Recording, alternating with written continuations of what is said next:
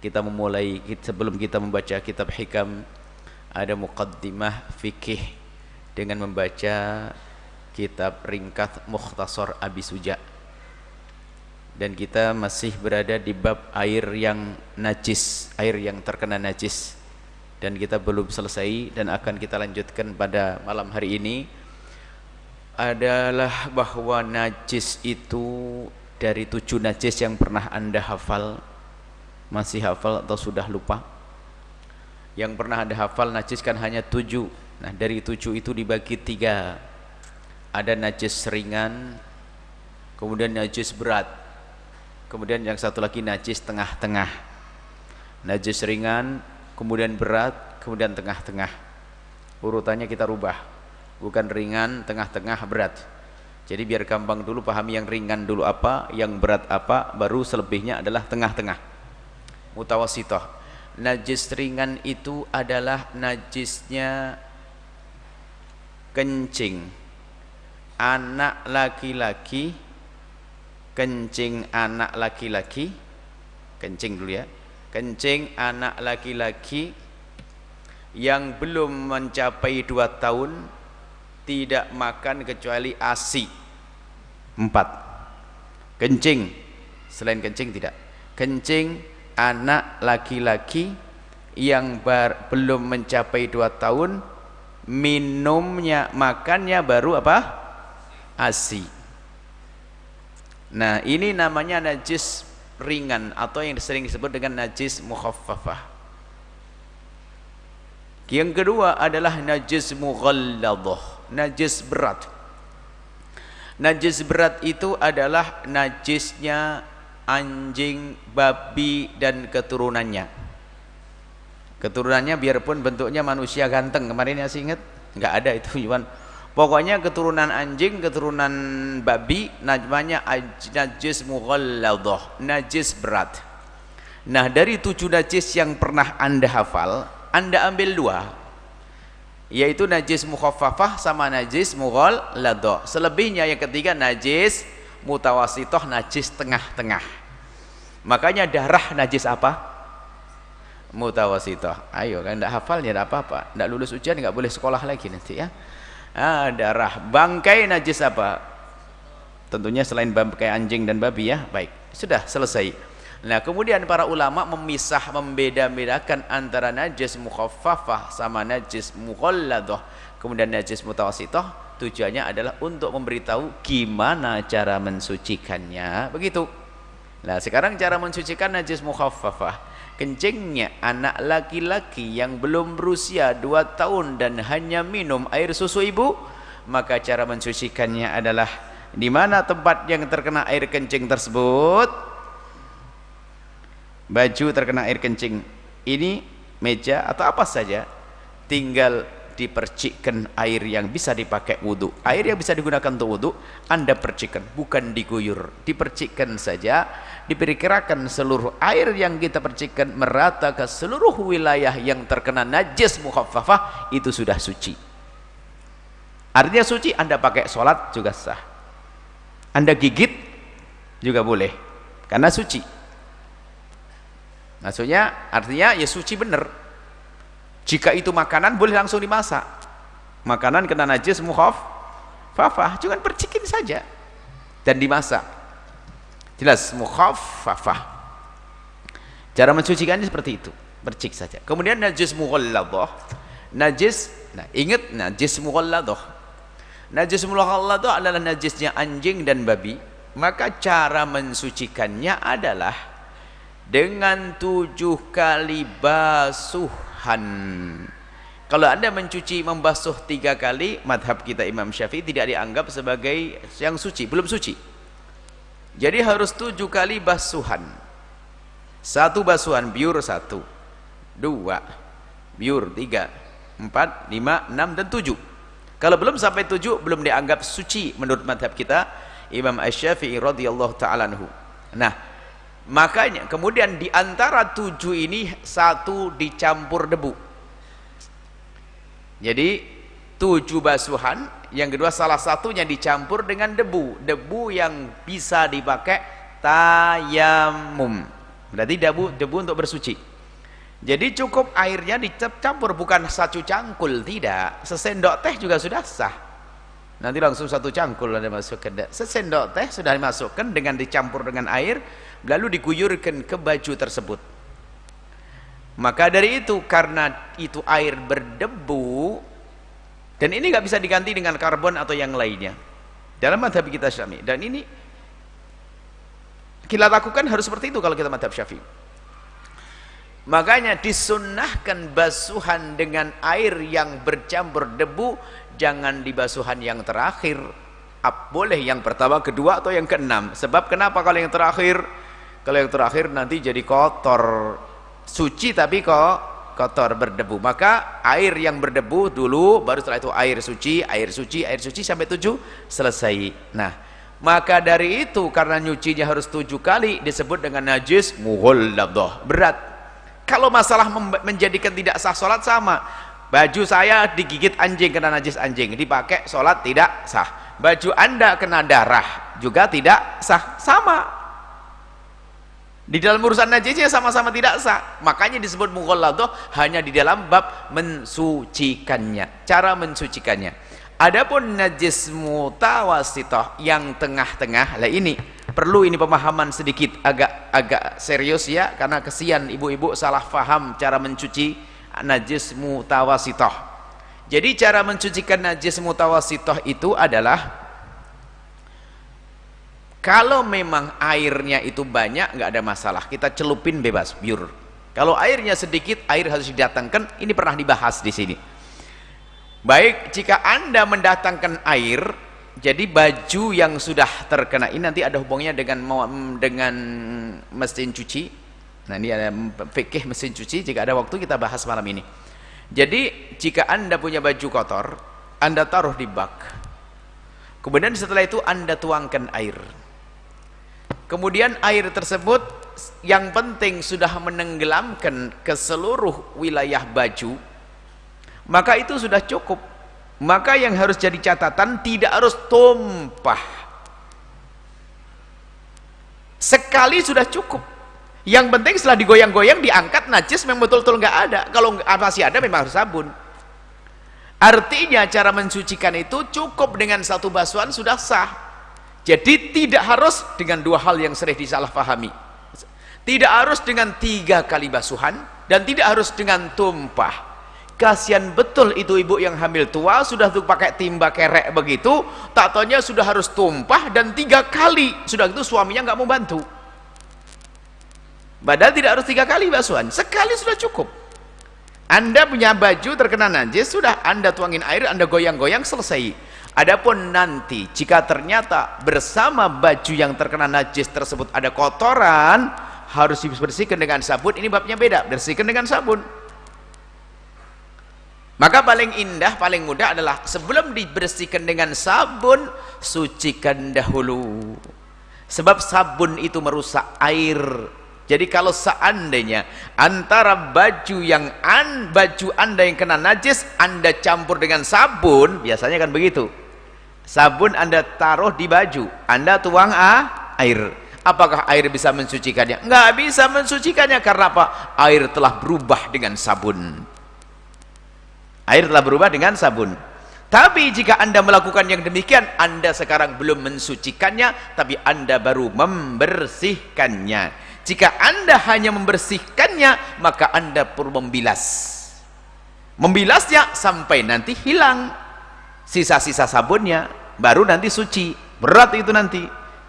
Maka kalau seandainya Anda mensucikan dulu sebelum membersihkannya dengan cara baju terkena kencing, kan tidak ada bentuknya, ya kan? Baju sorban terkena kencing, atau kencing dari sorban, atau ceritanya gimana? Misalnya, pokoknya supaya paham saja, mau pakai celana terkena kencing, Anda masukkan ke bak, baru Anda tuangkan air, Anda goyang-goyang begitu, sudah suci. Sudah suci. Tapi mungkin masih kotor, sisa daki dan yang lainnya, atau apa? Kotor. Kemudian setelah itu Anda masukkan lagi, Anda kasih sabun. Maka waktu Anda memberi sabun, Anda bukan lagi mensucikannya, karena suci, sudah suci. Tapi Anda hanya membersihkannya. Anda hanya membersihkannya. Karena Anda membersihkannya, mungkin Anda setelah Anda kasih sabun, Anda angkat, tidak usah dibilas, karena mungkin sayang bau harumnya biar tetap ada, sah. Karena Anda bukan mensucikan lagi saat itu, bukan mensucikan, membersihkan saja. Jadi harus paham masalah mensucikan dan membersihkan. Maka kalau bisa ibu-ibu yang mencuci baju itu dipilah antara baju yang terkena najis dan baju yang tidak terkena najis. Kalau baju terkena najis ada aturan cara mensucikannya. Tapi kalau baju yang tidak terkena najis suka-suka. Air dulu, sabun dicampur, bebas. Makanya kalau dilihat nanti disamakan caranya beda. Jadi kalau baju Anda suci, mekena, baju suci semuanya, tampur sabun sah, sabun dimasukkan ke dalamnya, blek blek blek blek blek, tuangi air, aduk, nggak ada masalah. Karena Anda saat itu tidak mensucikannya, tapi Anda hanya membersihkannya.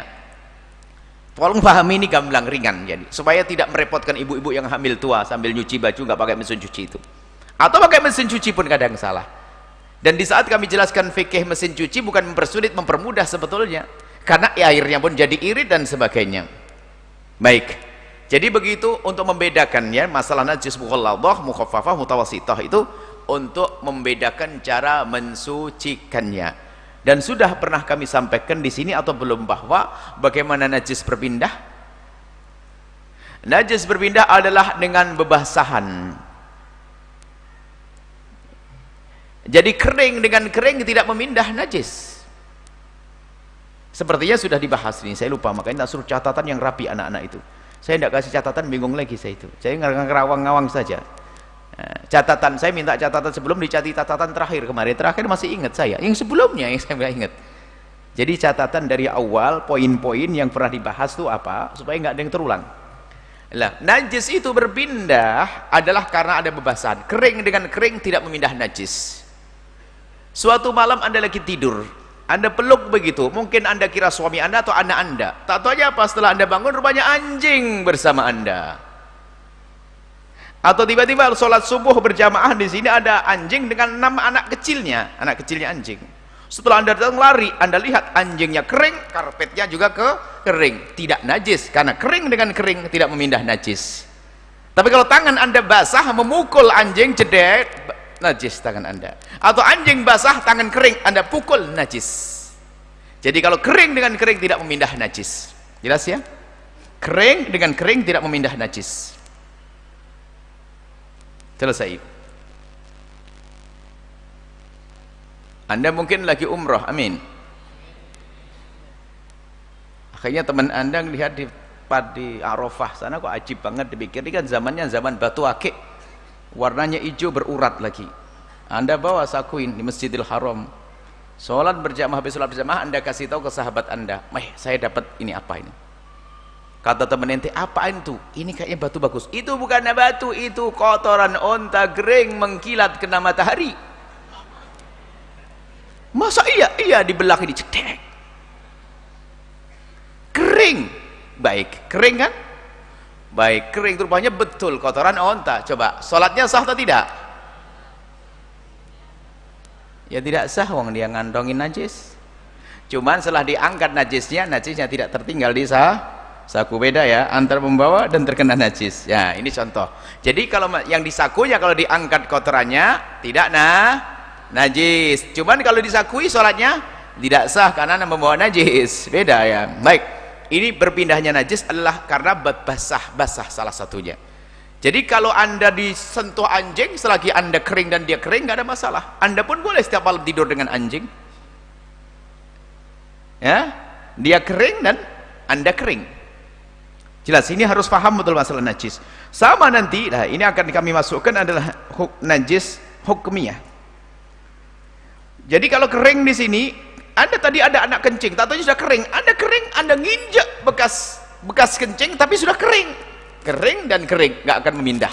Tapi tetap lantainya najis. Kalau Anda sujud di atasnya, sholat Anda nggak sah. Cuman kalau Anda lewat di atasnya, tidak berpindah ke kaki Anda, karena kering dengan kering tidak memindah najis. Selesai. Najis hukmiyah dan najis ainiyah. Najis hukmiyah dan najis ainiyah. Najis ainiyah adalah najis yang bisa diindra. dengan mata atau dengan penciuman atau dengan lidah. Jika masih bisa diindra dengan salah satu ini, mata, ciuman atau lidah, namanya najis ainiyah. Kuping nggak pakai. Kuping najis nggak ada. Yang berlaku apa? Matamu, hidungmu, dan lidahmu. Kulit nggak dipakai, nggak bisa ngerasain. Ya, jelas ya. Jadi yang bisa diindra oleh apa? Hidungmu, lidahmu, dan matamu. Maka dalam bahasa warna, bau, rasa. Maka kalau di sebuah tempat itu ada tadi terkena kencing, ada orang makan daging, makan es degan bergelas-gelas. Tak tahu aja ngompol di sini, ngompolnya jernih sekali. Tak tahu kita pergi sebentar sudah kering.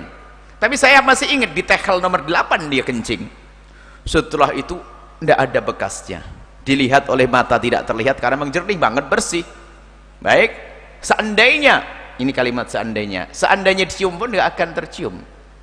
Seandainya dijilat pun tidak terlihat. Tapi nggak disunahkan Anda menjilat, jorok banget Anda menjilat najis ya. Jadi kalimat menjilat dalam bab fikih ini tidak harus Anda lakukan. Jangan salah paham, langsung najis Anda jilatin. Ini adalah salah belajar itu. Itu hanya dikira-kira, kalau nyegrak di hidung biasanya ada terasa, sudah cukup di sini. Nggak usah Anda jilat, gitu, nggak usah. Najis bukan? Ilmu itu penting ya. Kalau tidak punya ilmu itu kacau nanti, repot. Baik. Nah, selagi tidak terlihat oleh mata dan bisa dicium oleh hidung dan tidak bisa dirasakan lidah, namanya najis hukmiyah. Hukumnya najis tapi bentuknya tidak ada. Kalau kena baju pakai sholat tetap nggak sah, sama, hanya itu masalah terlihat tidak terlihat saja kok. Nah, dari dua model ini, hukmiyah sama ainiyah, maka cara mensucikannya pun beda. Kalau ainiyah yang bisa diindra oleh mata atau dicium oleh hidung dan dirasa oleh lidah, maka cara mensucikannya harus Anda guyur air sampai hilang. Yang tadi kita sebutkan, yang pertama tadi kita ceritakan. Jadi tadi bab yang pertama tadi yang kita membasuh tadi itu adalah yang ainiyah. Tapi kalau hukmiyah mah beda caranya. Najis hukmiyah adalah jika di lantai ini tadi ada air kencing, kemudian kena angin, air kencing itu hilang, kering dan tidak ada bekasnya sama sekali, maka ini tetap najis. Kalau sholat di atasnya tidak sah. Tidak sahnya sama dengan sholat di atas anjing. Sama, tidak sah. Cuman ini najis hukmiyah. Cara mensucikannya bagaimana? Cara mensucikannya tidak harus Anda dengan satu timba, asalkan sudah ainiyah. Cukup Anda ambil air yang bisa dipakai wudhu, Anda tuangkan air, Anda tuangkan, sekiranya air itu mengucur dan merata ke seluruh wilayah tersebut. Setelah itu selesai dan airnya pun suci, Anda minum boleh. Jorok tapi airnya suci sudah. Jadi biarin Anda gini sudah suci.